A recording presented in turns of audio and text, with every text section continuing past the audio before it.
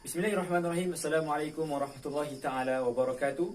Alhamdulillahirabbil alamin wassalatu wassalamu ala asyrafil anbiya'i wal mursalin wa ala alihi wa sahbihi ajma'in. Insyaallah pada video kali ini saya akan membentangkan beberapa maklumat tentang calon rentasan cemerlang praktikum fasa 2.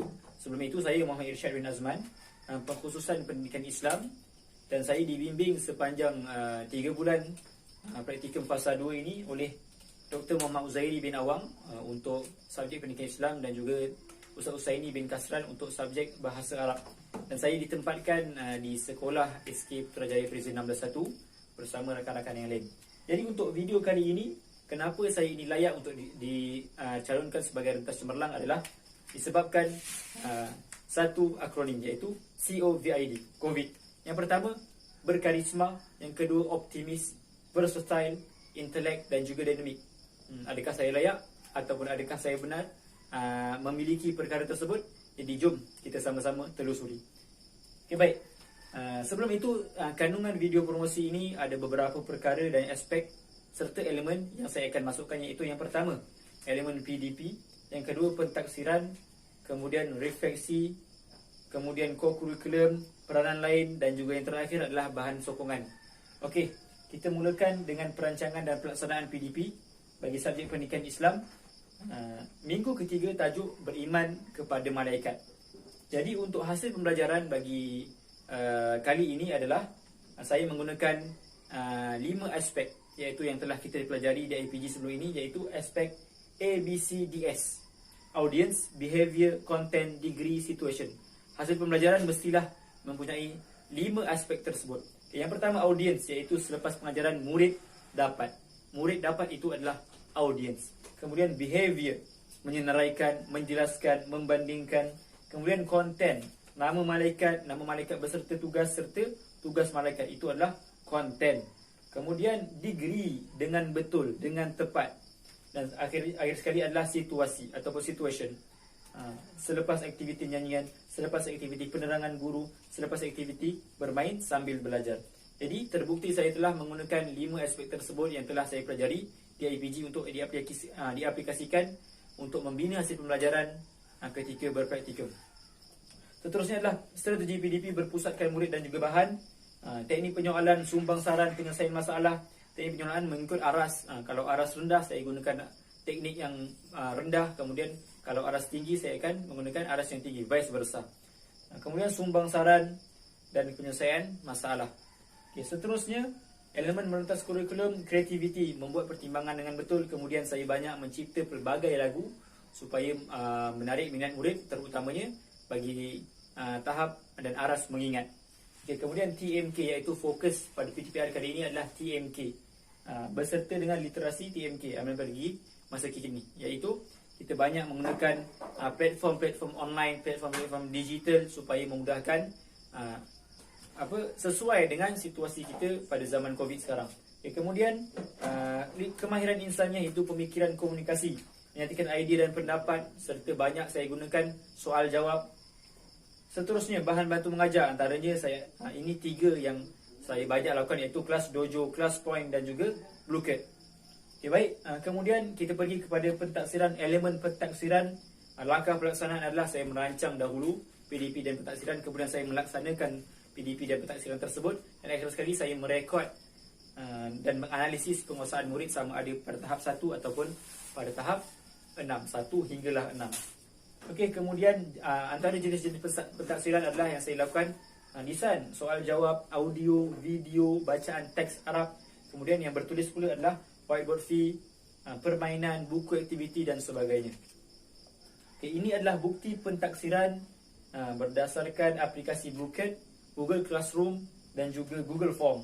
Antara Google Form yang saya buat adalah Google Form tahap bacaan. Sebab apa? Sebab saya baru masuk kelas tersebut, saya tak tahu tahap bacaan murid bagi Al-Quran. Jadi saya perlu membuat Google Form supaya saya dapat merancang pembelajaran ataupun pengajaran pada masa akan datang. Okey, kemudian bukti pelaksanaan bagi aplikasi Quizizz, ClassPoint dan juga whiteboard fee. Okay, dan juga tidak dilupakan juga bukti pelaksanaan pentaksiran bagi buku aktiviti yang kebanyakannya saya lakukan untuk aktiviti kelas offline. Okey, seterusnya ini adalah rekod analisis penguasaan murid yang saya tulis sebaik sahaja saya melakukan pentaksiran. Dan ini saya akan beri kepada guru kelas mereka yang sebelum ni supaya memudahkan mereka untuk meneruskan lagi sesi pengajaran selepas saya berhenti. Dan saya akan isi daripada tahap 1 sehingga tahap 6 mengikut jawapan mereka di lembaran-lembaran pentaksiran dan juga pada aktiviti permainan. Okey, baik. Ini adalah kemudian kita masuk kepada elemen refleksi yang mana terdapat portfolio refleksi PDP penulisan jurnal serta RPP. Okey, baik, kita pergi kepada portfolio yang mana saya menyusunnya dengan kemas sistematik dan tersusun mengikut apa yang mengikut kemahuan unit praktikum, iaitu beberapa fail, dan saya akan isi sebaik saja saya menyempurnakan. Dan sejujurnya saya tak pernah menangguhkan perkara tersebut, dan ini memudahkan saya untuk membincangkan bersama dengan pensyarah dan juga rakan-rakan yang lain lah. Dan saya akan menambah baik segala kekurangan yang ada. Okay, seterusnya refleksi PDP bagi pendidikan Islam RPH minggu ketiga, tajuk beriman kepada malaikat. Di RPH ini saya menjumpai disebabkan RPH ini mempunyai kelebihan, kekurangan dan juga penambahbaikan. Pada aspek kekurangan, saya mendapati bahawa murid kurang aktif dan juga bersifat pasif apabila saya bertanya soalan kepada mereka. Maknanya tak aktif kelas tu, hambar. Jadi saya tulis kekurangan tersebut dan saya berazam untuk membuat inovasi supaya perkara tersebut dapat diatasi. Dan penulisan jurnal ni saya rangkumkan minggu tersebut, isu-isu pada minggu tersebut untuk ditulis sebagai tajuk pada minggu tersebut. Okey, yang pertama, memuat naiknya setiap minggu, memilih satu isu yang penting menggunakan rujukan yang terkini. Ada rujukan, dan yang terakhir adalah telah disimak oleh pensyarah dan juga guru pembimbing. Okey, ini adalah contoh penulisan jurnal pada minggu ketiga, iaitu saya mengambil isu murid pasif, murid tak aktif, dan juga saya mencadangkan beberapa langkah dan juga tindakan susulan supaya perkara tersebut dapat diatasi oleh saya dan tidak berlanjutan sehingga minggu yang terakhir, iaitu minggu ke-12. Dan RPP telah dilaksanakan pada 16 Ogos yang mana saya telah membentangkannya, dan juga saya telah banyak melihat pembentangan daripada rakan-rakan lain, dan saya jadikan RPP ini sebagai suatu refreshing kepada diri saya. Selama 6 bulan ataupun 6 minggu saya telah menjalani praktikum, dan saya ambil RPP ini sebagai suatu muhasabah diri supaya segala kekurangan saya dapat ditambah baik, dan juga kelebihan yang saya ada atau kelebihan yang rakan saya ada, saya dapat melaksanakannya dengan baik. Okay, baik, kita pergi kepada elemen co-curriculum. Saya ditugaskan untuk menjadi guru penasihat kepada 3 buah kelab. Yang pertama, Bulan Sabit Merah Malaysia. Yang kedua, Kelab Pusat Sumber, dan juga Kelab Bola Sepak. Dan pada fasa kali ini saya khas ataupun khususkan RPH saya untuk membuat di bawah Kelab Pusat Sumber Sekolah, mengikut takwim sekolah lah. Okey, yang pertama merancang PDP kurikulum, yang kedua pelaksanaan PDP kurikulum, yang ketiga adalah refleksi PDP. Okey, baik, ini adalah bukti pelaksanaan yang saya telah melakukan RPH dan juga bukti rakaman yang saya telah lakukan supaya dapat diberikan kepada murid. Okey, ini juga adalah berdasarkan RPT sekolah dan juga bimbingan pensyarah saya. Okey, kemudian peranan lain. Okey, saya telah banyak melibatkan diri dengan pihak sekolah, antaranya adalah membuat video surau sekolah, menjadi pengacara majlis bagi Majlis Ma'al Hijrah, menyusun RPT pendidikan Islam untuk sekolah tersebut, dan kemudian menjadi penyampai bengkel Smart Jawi.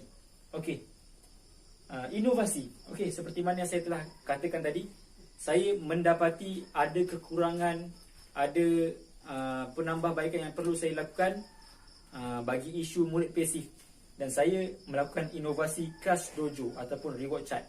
Kalau sebelum ni pada fasa 1, sesi bersemuka saya buat papan ganjaran warna-warni, tapi pada sesi PDPR ni saya telah menjumpai satu platform ataupun satu aplikasi yang menyerupai perkara tersebut, reward chart tersebut, iaitu dinamakan sebagai kelas dojo. Okay, isunya murid kurang bersemangat untuk melibatkan diri di dalam kelas dan bersifat pasif. Jadi langkah pelaksanaannya adalah yang pertama, memberi soalan kepada murid. Yang kedua, guru mengingatkan bahawa setiap jawapan dan respon murid akan diberi markah. Seterusnya, murid yang menjawab dengan jawapan yang salah pun diberi markah, walaupun kurang sedikit daripada jawapan yang betul. Kemudian, jika tiada murid yang berani untuk respon, jadi saya akan menggunakan kaedah random name dalam aplikasi kelas dojo tersebut untuk memilih nama murid. Dan yang terakhir adalah murid yang tidak berdisiplin juga boleh untuk dipotong markah. Dan inovasi ini adalah berdasarkan teori pembelajaran behaviorism yang telah saya belajar di IPG, iaitu teori ini mengambil faktor persekitaran sebagai pengaruh kepada tingkah laku murid, kemudian adanya konsep peneguhan, maknanya ada markah dan juga dendaan kepada siapa yang tidak berdisiplin. Kemudian tingkah laku dianalisa melalui gerak balas individu, sama ada individu itu respon ataupun pasif ataupun aktif. Jadi kita dapat menganalisis gerak tubuh ataupun gerak kerja murid tersebut. Okay, baik, yang seterusnya adalah projek. Dan kami guru pelatih di SK Putrajaya Presiden 161 telah membuat satu projek iaitu Bengkel Smart Jawi. Okey, ini adalah buktinya, bukti-bukti pelaksanaan bengkel tersebut sebagai projek. Okey, kami membahagikan kepada dua tahap yang pertama dan kedua, dan kami membahagikan tugas-tugasan dengan adil kepada semua guru pelatih, dan alhamdulillah berjaya. Dan hadiah pun kami telah berikan kepada pemenang ataupun pelajar yang perform di bengkel tersebut. Jadi dengan habisnya dengan pembentangan projek tersebut, jadi habislah pembentangan saya pada kali ini. Jadi terbukti dengan bukti-bukti yang telah saya kemukakan tadi, saya memang layak untuk mendapat calon rentas cemerlang. Dan sebenarnya untuk sesi kali ini saya sangat banyak belajar, dan mungkin saya disilap dan mungkin Allah tutup aib saya kan, siapa tahu.